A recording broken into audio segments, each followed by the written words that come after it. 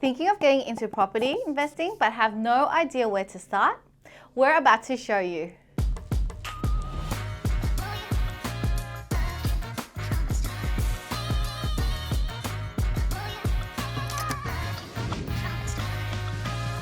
More than 2 million Aussies are already well into their property investment adventure, and you could soon be one of them. All it takes is common sense and a solid strategy. Don't assume property investment is an easy ride. It comes with market fluctuations, trends, fallouts, dips and dives. But it can also be extremely rewarding. So how can you make the most of it and step out on the right foot? Hey everyone, Kim Koch from Tax, here for another video designed to help you become a better property investor. A good place to begin is to know what you're looking to get out of the experience. Ask yourself questions like, what kind of property do I want to buy? For example, a house, an apartment, or even commercial space. They all come with pros and cons, so make sure you do your research for each. How much am I willing to spend? What suburbs suit my interests most? What expectations do I have on cash flow? Do I understand the risks involved? Once you've given yourself a clear understanding of why you want to enter the market in the first place, you can look into what makes the perfect investment property for your needs. After defining a realistic budget and painting a picture of your financial situation, it's time to find a suitable property to add to your portfolio. This is the most important step, but it's not the only one. Narrow down your search to specific suburbs that meet your overall goals.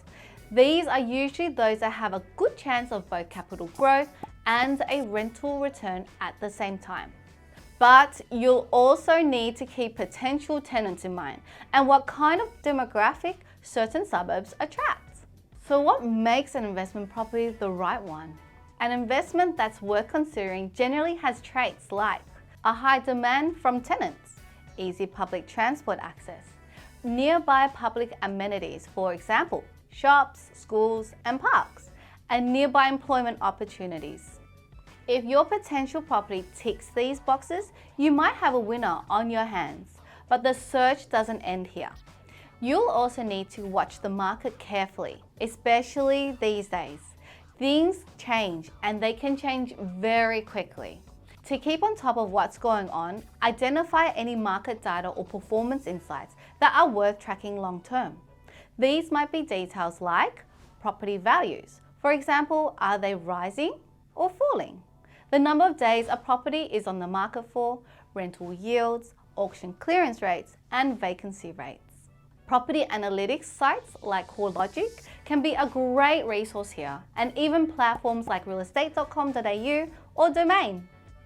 Next, you'll need to choose a definitive investment strategy.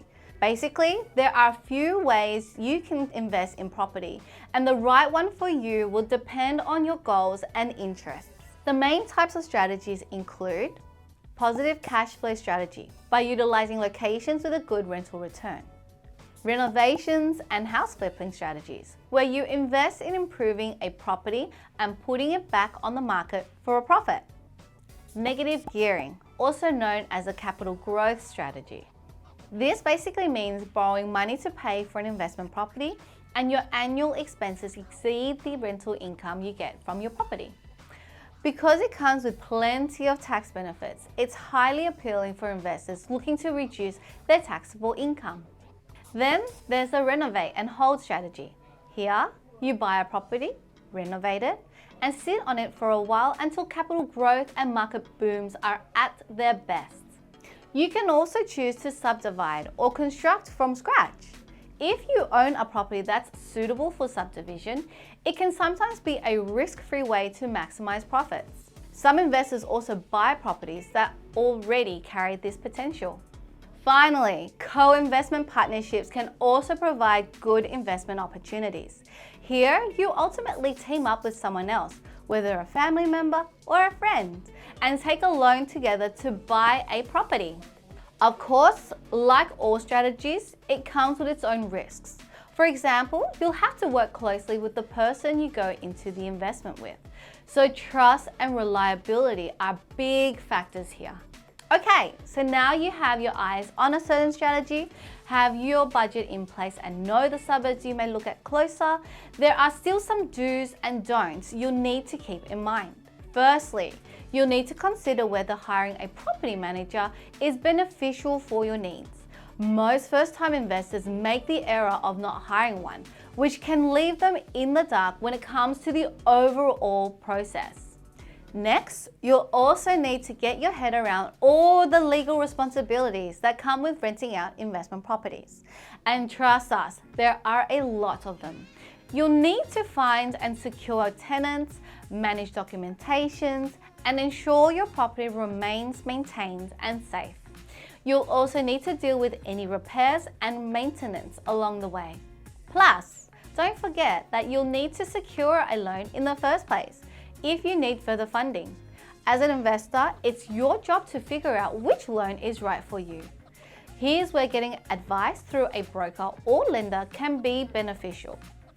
Finally, because investment properties come with their own set of tax deductions and obligations, we highly recommend seeking out feedback from a qualified quantity surveyor. These professionals can determine where any tax depreciation opportunities sit within your investment property and how you can maximize your returns in the future. And as always, make sure you do your research and due diligence beforehand. I hope you found this video helpful. Don't forget to hit subscribe and follow our YouTube channel for more useful tips like this, and keep up to date on our latest content. Until next time.